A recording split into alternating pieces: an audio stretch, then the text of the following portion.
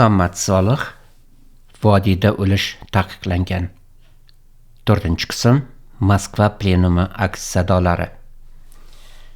1989-yilning 17-19 yanvar kunlari Moskva shahrida Sovet Ittifoqi Yozuvchilari Soyuzining navbatdagi plenumi bo'lib o'tdi. Bu plenumning kun tartibidagi asosiy masala SSR Oliy Soveti deputatligiga Sovet yozuvchilaridan nomzod ko'rsatish edi. Yana muhim temalar sifatida qayta qurish, ekologiya ko'rsatilgan edi. Men O'zbekiston Yozuvchilari uyushmasi kotibi sifatida qayta qurish jarayonini muhokamaga olib chiqdim. Nutqim 17 daqiqa davom etdi yanglishmasam, bu nutq soyasida milliy masala haqida ochiq gapirgan yozuvchilar safiga qo'shildim. Minbardan tushib tanaffusga chiqqanimizda O'lja Sulaymon va ozarbayjonlik birodarimiz Anor Kaminani tabrikladi. O'zbeklardan Shukrullo domla qutladi. Bu chiqishning aks sadosi Moskvada yangradi. Hali men Toshkentga qaytmasimdan oldin birinchi kotib Rafiq Nishonovning ofisidan telefon qilishib, seriltifot ohangda falon kuni O'zbekiston Kompartiyasi Markaziy qo'mitasi respublika rahbarlarining aktivini chaqiryapti. Siz u yerda chiqib, bu yerda tug'ilgan ba'zi savollarga javob berishingizni umid qilishyapti dedi. Men aktivda albatta ishtirok etishga harakat qilaman dedim. Toshkentga kelganimdan bir necha kun so'ng haqiqatan ham bu mashvarat to'plandi va u yerda kichik kirish so'zi qildim va savollarga javob berdim. Menga berilgan savollar aktivda qatnashayotgan turli martabadagi rahbarlarga tarqatilgan edi. Hatto Chor Rossiyasi paxtaning 1 kilogrammiga bugungi Sovet hokimiyatidan ko'proq pul to'lar edi degan bir jumlamni olib, buning yanglish hisob ekanini isbot qilishga uringan vatanparvar rahbarlar ham bo'ldi. Lekin asos savollarni Moskvada tilga keltirilgan milliy masalalarga oid fikrlarimning yumshoq reviziyasi deyish mumkin edi. Har holda Rafiq Nishonov bu bilan Moskvaga mana bu milliyatchi o'zbekning nojo'ya harakatlarini aktiv oldida muhokama qilib, unga dars berdik deya o'zini oqladi deb o'yladim. Nomzodlikka nomzod saylovi. Moskvadagi plenum shov-shuvdan ilhomlangan yoshlarimiz harakatga tushib qolishdi. 1989-yilning fevral oyida Toshkent davlat universiteti talabalari Kaminani SSR Oliy Sovet deputatligiga nomzod ko'rsatdilar. Ammo bu nomzodlikka nomzod hisoblanardi xolos. Chunki haqiqiy nomzod bo'lish uchun saylanayotganingiz okrugdan tanlangan odamlar bir yerga kelib sizga ovoz berishi kerak edi. Shunday yer sifatida O'rdadagi Agrosanoat saroyini tanladi kommunist rahbarlar. Saroy atrofida bizning tarafdorlar izg'ib yurishar edi. Ular ko'p edi, ammo ularni majlis zaliga kiritishmagandi. Zotan shunday bo'lishini bilardim. Ularga dalda berib ichkariga kirdim. Bu okrugdan nomzodlikka nomzodlar 10 taga yaqin edi. Ularning ichida kommunist bo'lmagan bitta men edim. Saroyning katta zali liq to'la odam edi. Bu olomon Toshkent shahar kompartiyasi sekretari Satin degan rus tomonidan tanlanib yuborilgan odamlar edi. Mening nomzod bo'lib saylanishdan umidim yo'q edi. Faqat menga berilgan minbardan foydalanish uchun bu imkonni qo'ldan boy berishni istamay u yerga borgandim. Nomzodlikka nomzodlarni prezidiumga chaqirishdi. Biz sahnaga ko'tarilib hay'atda ismlarimiz yozib qo'yilgan o'rinlarga o'tirdik. So'z menga kelganida quyidagi nutqni o'qidim. Lekin men shu zulmdan qutulishimiz uchun o'zimni ayamayman. Oziq-ovqat muammosini hal qilaman deb ham va'da bera olmayman. Ammo sizning hamma millatlar qatorida men o'zbekman deya mag'rur bosh ko'tarib yurishingiz uchun imtiyozdan ham, mansabdan ham voz kechishga tayyor turishman. Brejnev zamonida oshiq olchi bo'lganlar Brejnevchilikning qurboniman deya jar solmoqdalar. Rashidov qazonini yalagan bular Rashidov meni ta'qib etdi deya bizdan mukofot kutmoqdalar. Ammo Stalin mayib etgan, Brejnev haqorat qilgan, Rashidov ta'zim o'tkazgan insonlar chekkada jim turishibdi. Zero to'g'rilik o'zini himoya eta olmaydi. To'g'rilik o'zini oqlamaydi. U men xo'rlangan edim deb nolishdan or qiladi. Xayriyat bu firibgar toifaning uslubi eski.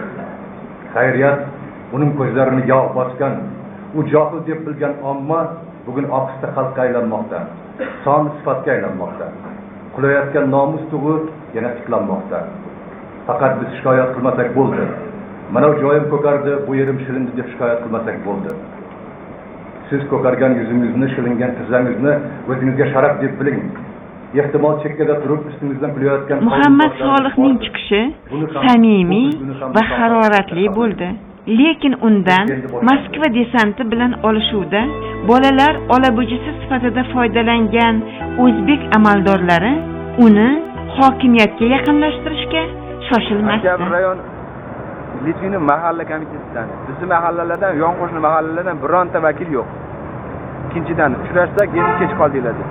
Uchinchidan, kelgan boshqa mahallalardan, boshqa tashkilotlardan kelgan vakillar ham, vakil ishchi sovetlari, boshqa sovetlardan yuborilgan vakillar tayinlanib, qo'l qo'yilib, ularga mandatli berilmay, Oktyabr raykomida o'zi soat 9 da raykom tarqatishdi. Men Ko'ksoy mahallasidanman. Biz mahallada spravka qilib o'g'illar kechasini olib kelganmiz. Shuni olib kelib, biz o'sha kuni uchrashdi, u 117-избирательный uchastkaga. Bizga biletin berilmadi qatnashishga.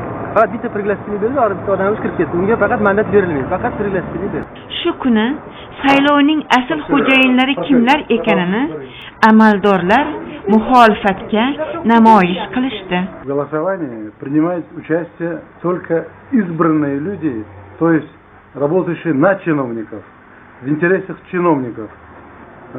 Школа номер 271 выдвинула Мухаммада Салиха и Абдрахима Пулатова. Третий секретарь райкома партии, вызвав руководителя этой школы, заставил переписать протокол и просил аннулировать.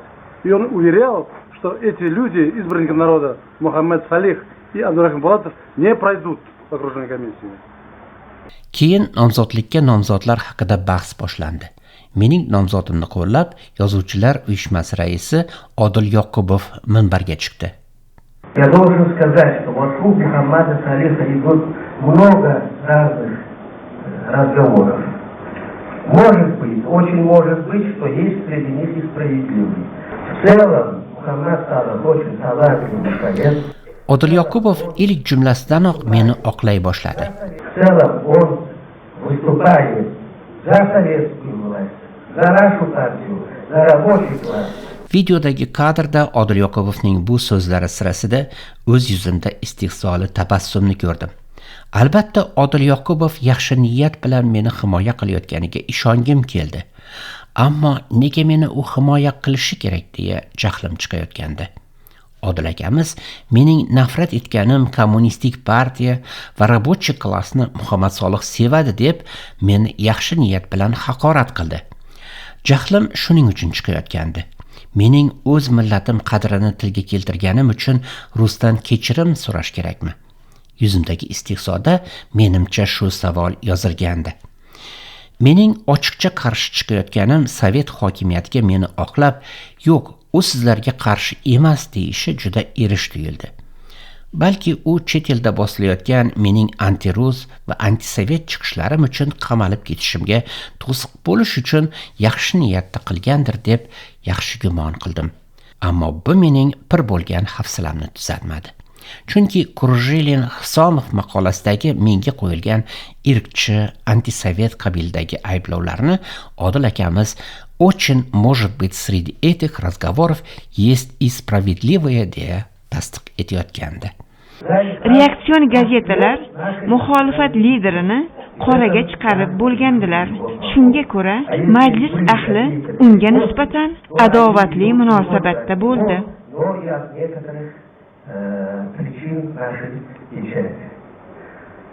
Yozuvchi Odil Yoqubov go'yo o'quvsiz o'quvchining otasiday Muhammad Solihni oqlashga tushdi. 13 minut или одному, или всем, которые в Питере выступают. Bu yerda balki hech qanday bir tasodifiy yoki bo'lmasa maxsus uyushtirilgan hodisa yo'qdir. Lekin har holda bularda hammasini raykom partiya tomonidan, ayniqsa Kirov rayon partiya komitetining hovlisidan 4 ta avtobusga maxsus o'tirg'izib olib kelinishi qandaydir kishida shubha uyg'otadi. Shubha uyg'otadi va bu yerda o'sha maxsus bir kishilarga ovoz beruvchi kishilarni tashkil qilishga o'xshagan odamda gumon tug'iladi. Agar men bordek o'sha avtobuslarga o'tirib kelmasaydim, bordek o'sha tashkil qilingan kishilarni ko'rmasaydim, Shu gapni gapirib o'tirishni o'zimga ep ko'rmas edim. Ayniqsa mana shu saralash bosqichiga kelganda demokratiya ma'lum nuqtada buzilyapti. Chunki bunda taklif qilingan kishilar ko'pincha o'sha xalqning haqiqiy ruhiyatidan, istagidan kelib chiqqan kishilar emas, balki qandaydir shu joyda noodilroq saralash hamda ma'lum bir kishilarga ko'proq ovoz berib, ma'lum bir kishilarga qarshi ovoz beruvchi kishilar taklif qilayotgandek taassurot qolyapti. Muhammad Solihga qarshi zalda o'tirgan maxsus o'rgatilgan o'rtoqlar provokatsion savollar berishyapti. Sizni nima uchun O'zbekistondagi yoshlar uyushmalari, studentlar hamma joyda ovoz qilib yuribdi? Siz ularga rahbarlik qilyapsiz degan gaplarni aytib, u kishiga qarshi xalqni zalni qarshi qilib qo'yaptilar. Muhammad Solih juda og'ir ahvolda qoldi hozir. Bu saylovlar O'zbekistonda birinchi o'tayotgani juda yaxshi hol, lekin bu saylovlarga biz tayyor emasligimiz ayon bo'lib qoldi. Mirzo Kenjaboyev juda to'g'ri aytdi. Mana bu yerda bir nima bor? Hamma nimalar kiritilish kerak. Haligi nomzodlar byulletenga. Shu to'g'ri gap o'rtoqlar.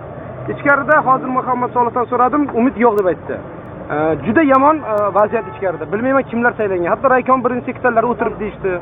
Ahvol juda og'ir. Bilmayman nima bo'ladi bu yoqda. Har qalay biz harakat qilamiz. Ega bo'lganimizdan keyin xalqni saylash kerak. Hozir turli domla Muhammad Solih haqida Xullas kutganimizdek nomzodlikka qabul qilinmadi. Nomzod qilinib bir qurilish tresti boshlig'i kommunist rahbar saylandi. Siz Muhammad Solihning Vodiyda o'lish taqiqlangan audio kitobi 4-qismini tingladingiz. Davomini Eltus kanalining keyingi yoyinlaridan izlang.